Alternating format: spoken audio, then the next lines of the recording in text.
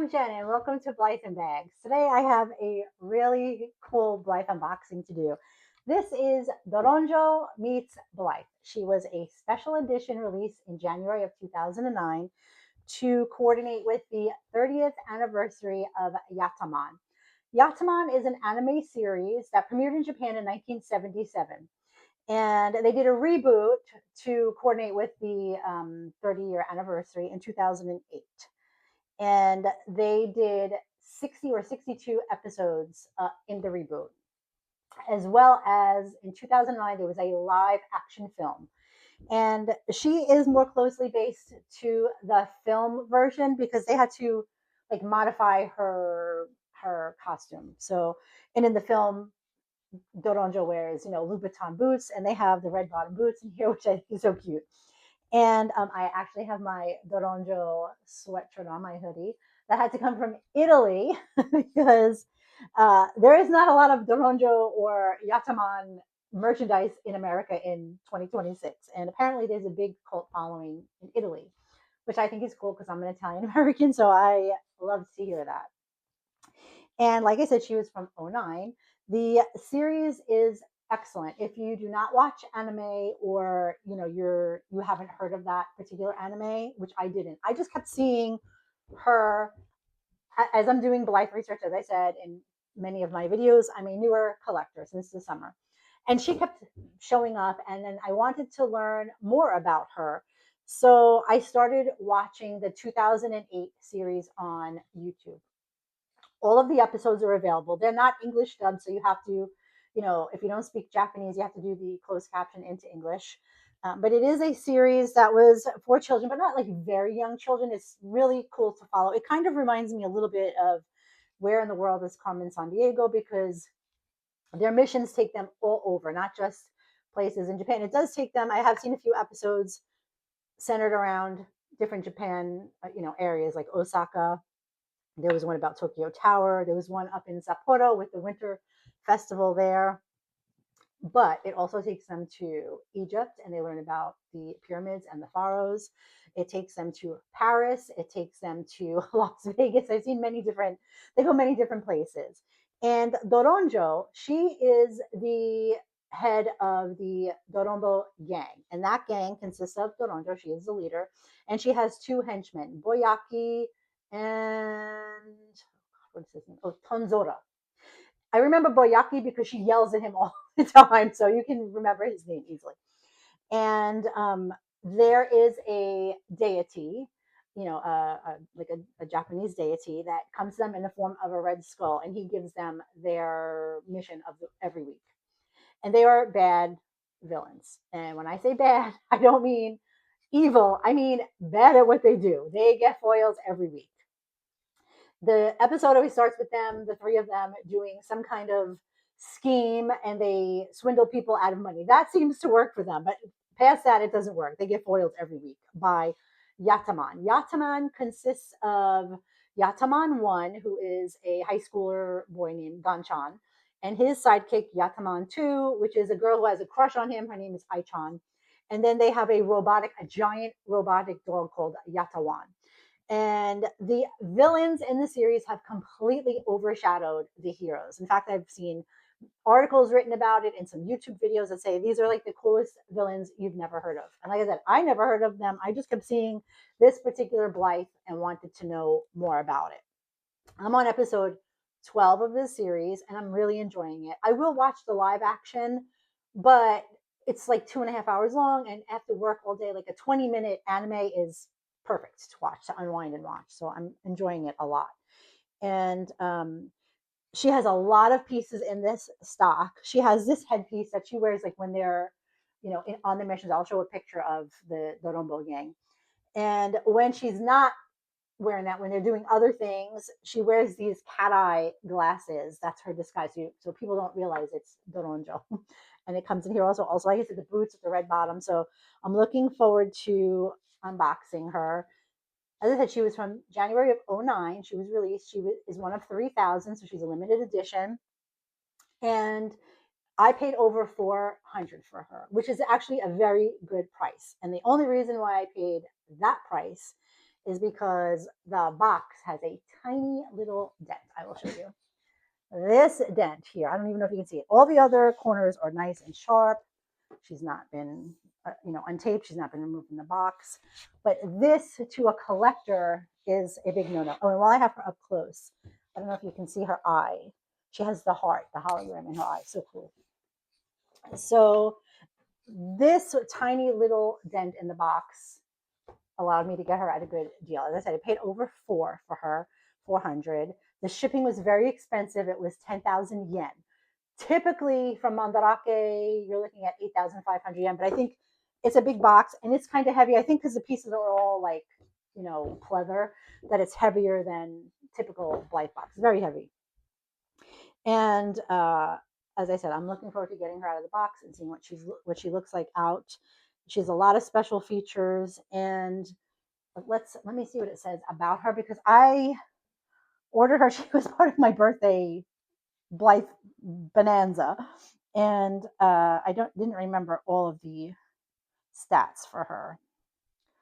So she's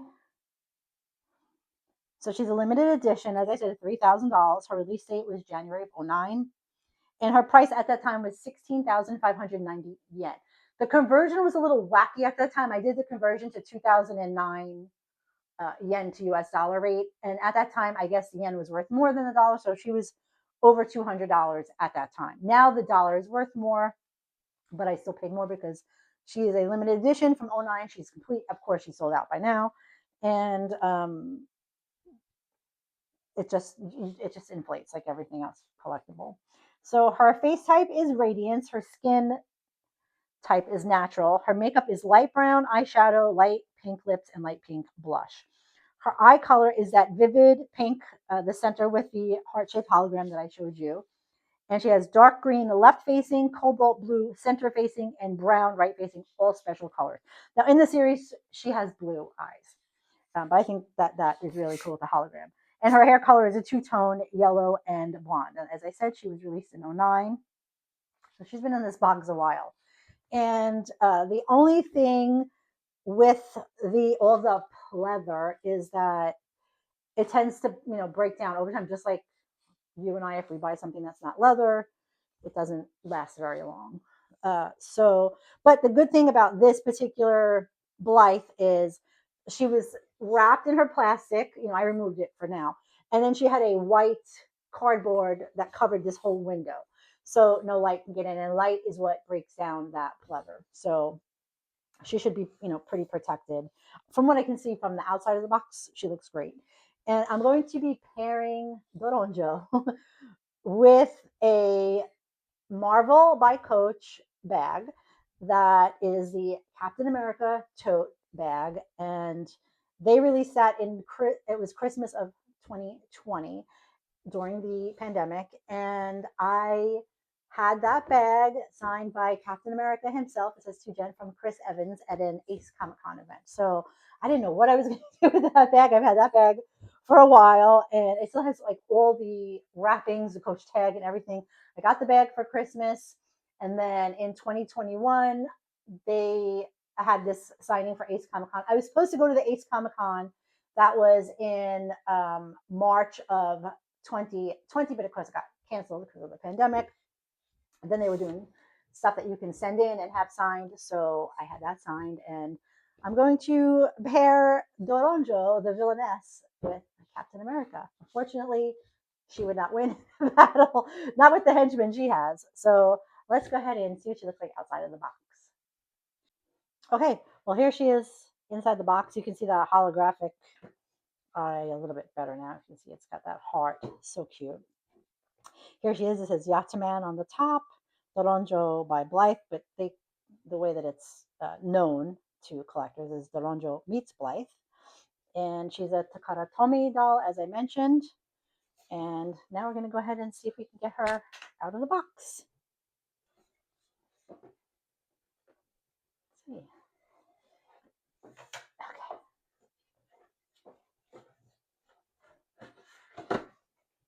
Let's see how she is to get out of the box.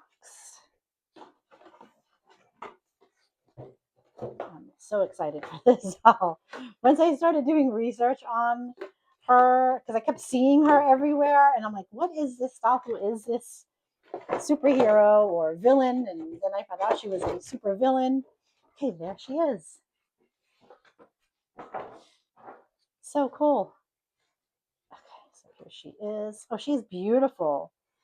And I love how she is got like very light pink. The makeup is like very plain makeup. I actually like it a lot.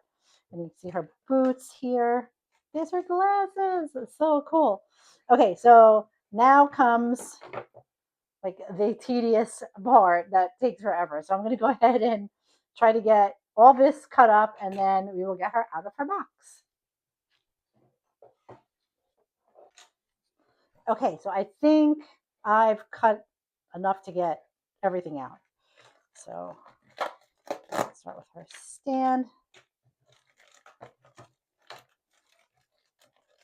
This thing is always a chore. Okay, so it's just basic black, and this is Blythe. But usually these special edition dolls have like stands that are special, but this one doesn't. These are, I think she's got tights, so it looks like here.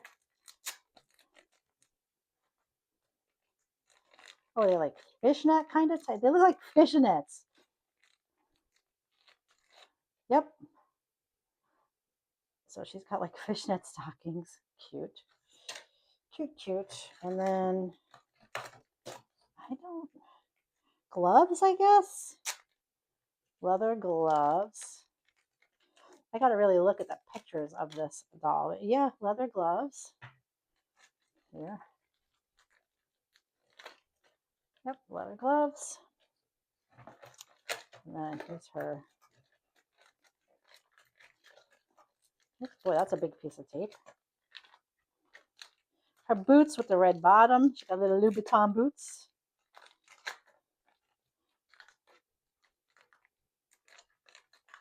Okay, these are completely, I gotta cut those. Okay, I gotta cut this. Let's get this out. You see the red bottom boots? Okay, so here's her boots. So cool. Boots here. So cool.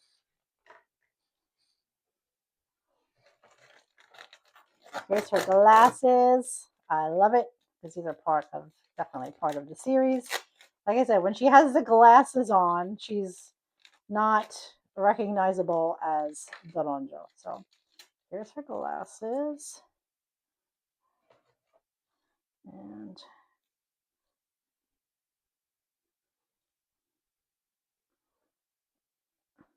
put it in there. Okay, I'm gonna have to do that after.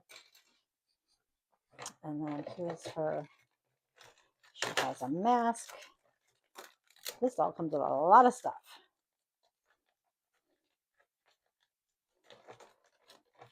Out of there, her mask. Boy, they like taped everything like it's super taped here. So let's get this mask out. Everything feels good so far, so I don't see anything that's breaking down. That's her mask. Here's her like mega mask. And this looks good too. There's her D for Doronjo. Okay, so well, that was like tied outside the box. I figured that out. But everything looks good. I don't see any cracking or breaking. And then I guess this goes on the outside of her clothing. Oh, it's her cape. So good. It's got a little Velcro there. But everything looks really good. Nothing seems to have broken down. There's nice lining on the back of this. And now let's see if we can get her out. But we gotta get this. They always have this thing around their neck, which is kind of, if you push it through, usually you can get it out. So let's go ahead and pull her out. Oh, her hair doesn't have the typical. There she is. Oh, she is like so cool looking. Hair is good. Outfit looks good. This I'm a little worried about. I'm surprised they put this black, she's had this black on her since 2009, and I don't see any, she's not wrapped in plastic like they typically are. So, but there she is. Let's go ahead and take this plastic off, and then we can see what her eyes changes look like. See her eye cord. Let's see. Okay, so there's her pink with she's got the one hologram heart there. I don't know if you can see it. I think you can see it now. And then, oh, she's got the brown eyeshadow. Oh, those are the left facing green. Those are pretty. She's got a click to her. And then the front facing blue. Those are beautiful. In the series, she has blue eyes. And then the right facing brown, which you don't see dark brown like that a lot. And pink. I'm leaving her on the pink because I really like that hologram. But this looks pretty good. Nothing's breaking down on her outfit. So I'm very happy about that. And then I'm going to go ahead and let's get her in her stand, get all of her stuff out of its plastic, and take a better look at her when she's got her whole gear on. I can't wait. Okay, so here I am. I'm back with her. We've got her tights on, and I'm going to go ahead and put her boots and the cape and everything on and see how that looks.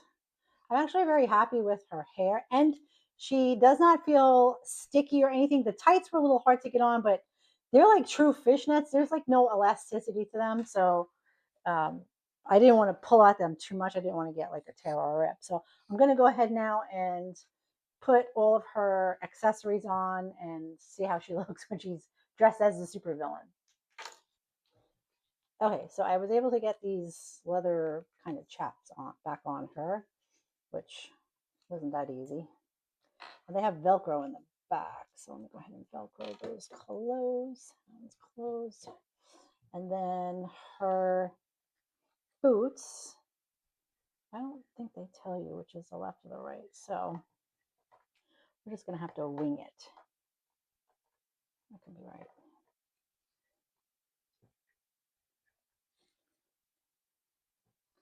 I don't know if these are supposed to go on I don't see how they could go on the outside of the boot because they're really tight at the ankle. So I don't think that's how they go. I could be wrong, but I don't know how you would get them over the pant, over the boots. Okay, so I just put the boots on the outside of these leather chaps because I don't know how you would get that over, but look at how cute the bottom of the boots are. Okay, so got that going. Then we need her cape.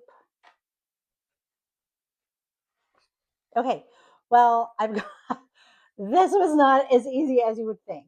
So she's got the fishnets on, the chaps, the boots, the cape, and now I want to see what the glasses look like because I love that, when she wears the glasses, people don't recognize her as the evil villainess that she is. But there she is. Oh my God, she's adorable. I love it. I love it. There she is. And now I'm going to go ahead and put her headpiece on. There are like multiple pieces to that. So I think when I'm done, I'm just going to come back to this look because I love this look. But let's go ahead and see what it looks like when we put her mask and headpiece on. Okay, this, you're not supposed to see the skin here, but I can't get this to stay. Like if I push it too much, then this, see, it falls down. So that's about as good as I'm going to get this look. So there she is with her double mask on.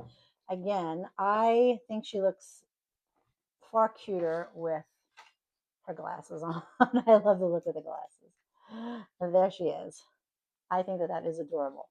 As cool as this is, I just can't get it to go over this mask without it falling down. I wish they would have made it like one piece. It doesn't want to work. So she either has to wear this without the big headpiece or the big headpiece without this, or just the glasses, which I love the glasses. So I'm going to leave those on for now. And then we're going to show you the bag. But there she is, Doronjo. So cute. Okay, so here is my Doronjo meets Blythe and my bag. So this is a Coach tote. This was the Marvel by Coach collaboration with the Coach outlet. This came out in December of 2020. And there were many different bags. I think I had the whole collection. I had like 14 bags. I had the Spider-Man, 2 Spider-Man. I had Black Widow. I had the comic strip bags. I had the Captain America bags. So it was a pretty nice size drop. And